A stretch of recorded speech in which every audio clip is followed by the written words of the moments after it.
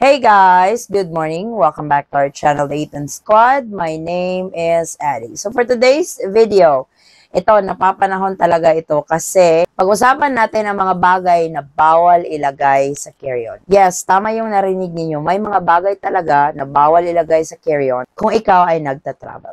Ano-ano ang mga ito? Details coming up.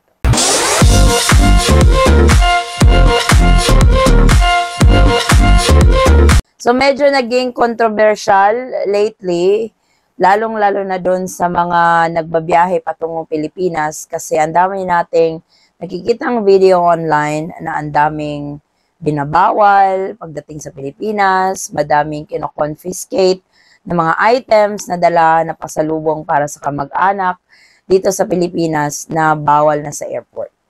Actually, matagal na po ang rules na ito. Meron ito sa airlines. Every airlines, meron silang listahan ng mga items na pwede mong dalhin sa carry-on mo at sa check-in mo. Meron din silang mga items na bawal dalhin sa carry-on, pero pwede sa check-in. Meron din namang mga items na bawal talaga sa flight na yon.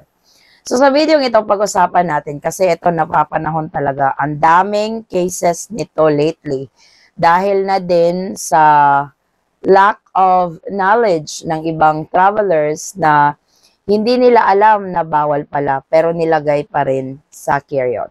Meron namang ibang mga traveler, guilty ako niyan, na ilalagay sa carry-on in the hopes na hindi masita at makalusot pero in the end, nasita pa rin. So, pag-usapan natin, may ilan-ilan tayong nilista na hindi pwede sa carry-on kapag ikaw ay nagbabiyahe. Kasi ang carry-on or hand carry bag, may limit po yan, 7 kilos or 15 pounds. So, hindi pwedeng lumampas. May mga airlines na hindi nila ito tinitimbang but lately, sa mga nakikita ko, tinitimbang na rin nila yung mga carry-on bags. And unfortunately, isa yan sa rules and regulations ng mga airlines. So pag-usapan natin, ano-ano ba talaga ang mga bagay or mga items na bawal na ilagay sa carry-on bag?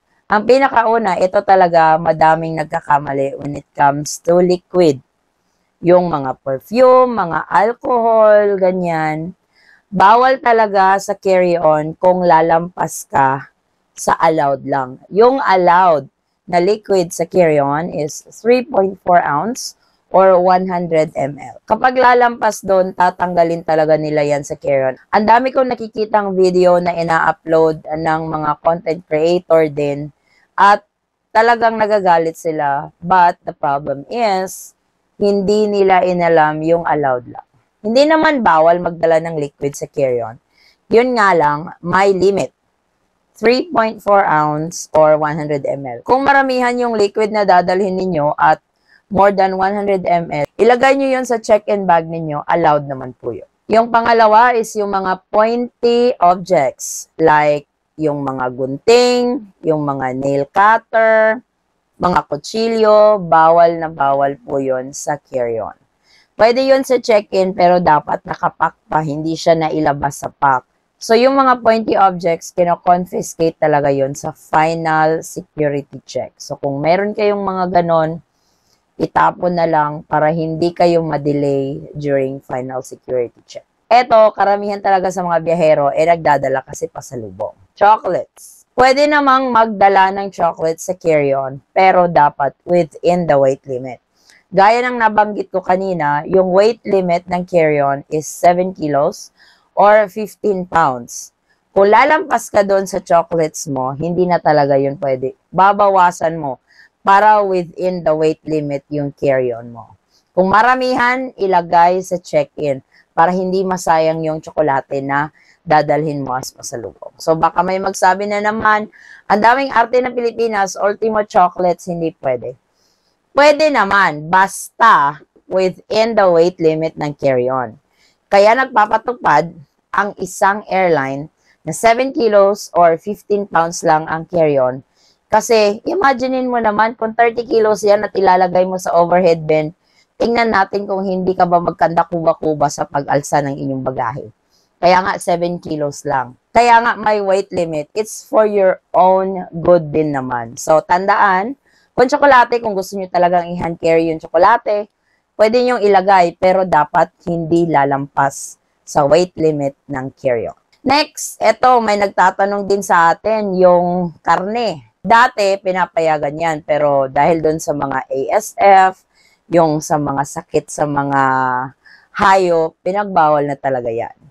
Kung gusto nyo talagang magdala ng karne on international travel, kailangan may permit kayo. Kailangan mag-process kayo ng necessary documents para ma-allow na makapasok sa Pilipinas ang karne na dadalhin nyo. Kasi hindi talaga pwede yung fresh meat, frozen meat, kahit any types of meat, hindi siya pwede. Lalong-lalo na kung wala itong permit. So, tandaan, kung gusto nyong magdala, mag-process kayo ng documents. I don't know kung ano yung mga requirements.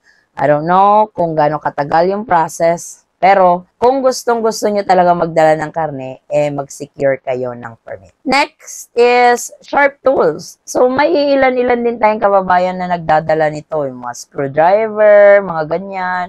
Yung mga maliit na hammer. Yung toolkit ba na dadalhin mo lang, yung easy lang siya dalhin. Bawal din yun sa hand carry. Basta mga pointy objects. Hindi talaga nila yan pinapayagan. Mga sharp tools, hindi talaga yan nila pinapayagan. Doon yan sa check-in kung gusto mo yan dalhin. So, tandaan, basta carry-on, limited lang, at may mga bawal talaga. Gaya ng sinabi ko, yung sharp tools, bawal na bawal talaga yung kabayan. Kung gusto mong pasalubungan yung tatay mo or your uncle mo ng tools galing abroad, ilagay mo yan sa check-in. Gagawa tayo ng ibang video for check-in bag para hindi kayo malito. Etong carry-on kasi kadalasan talaga, lalong-lalo na kung ikaw ay isang backpacker, iisang bagahe lang talaga yung dadalhin mo. So, dapat alam mo ang regulasyon sa weight limit ng hand carry. Etong next item natin, medyo bihira lang ito. Ito yung guns and ammunition. So, bawal din ito sa hand carry. Unless siguro kung ikaw ay may permit to carry, pero bago nyo po yan gawin, make sure to secure necessary permits. Make sure na makomply ninyo ang requirement ng airline at yung country of destination ninyo kung allowed ba nila ang firearms, guns, and ammunition. Kasi wag lang kayong bitbit ng bitbit, baka, Diyos ko, baka ma-hold kayo, worst, baka makulong or ma-detain kayo sa airport. So, mas maigi na yung safe, better safe than sorry. Andun yung mga documents na allowed kayo to carry guns and ammunition. And the last item, ito, usong-uso talaga na dalhin to ng mga biyahero, ang power bank. Ang power bank, allowed siya sa carry-on kung between 20,000 to 27,000 mAh. Kung lampas yan, kasi alam ko may 30 and up, meron talaga yung power ng power bank talaga to charge.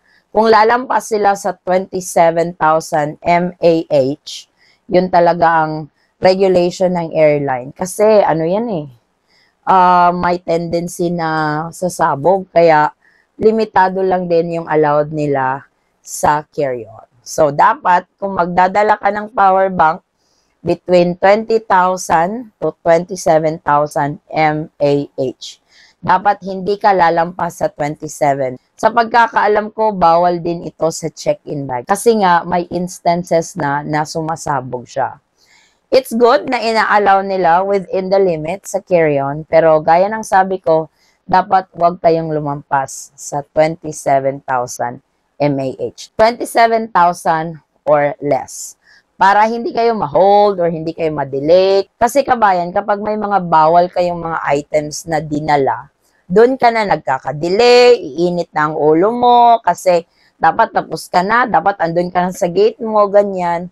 So, importante kapag bumabiyahe, alam mo kung ano yung responsibilidad mo as a traveler at alam mo kung ano yung mga allowed at hindi allowed na items, ano yung mga limit ng mga bagahe mo kung ikaw ay babiyahe. Ikaw, kabayan, na-experience mo na bang ma-delay sa flight mo kasi may isang item ka sa bagahe mo na inalis or kinonfiscate kasi bawal or lumampas ka sa weight limit. Kung gusto mong i-share, please feel free to share it in the comment section and I really appreciate it.